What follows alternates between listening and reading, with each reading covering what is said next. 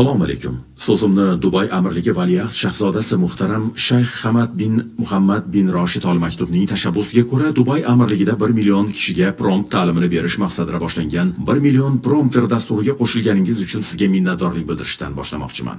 Ushbu tashabbus har biringizni sun'iy intellektdan foydalangan holda tengsiz imkoniyatlarga ega bo'lish, qudratga erishish, hayotingizni tubdan o'zgartirishga asoslangan sayohat boshlanganini ta'minlaydi. Bilamizki, bu vositalar mislsiz istiqbollarni va'da qiladi. Imkoniyatlardan samarali foydalanishni o'rgansak, bu vositalar bizga qay tarzda yanada yaxshiroq xizmat qilishi mumkinligini anglasakgina, kutilgan natijaga erishamiz.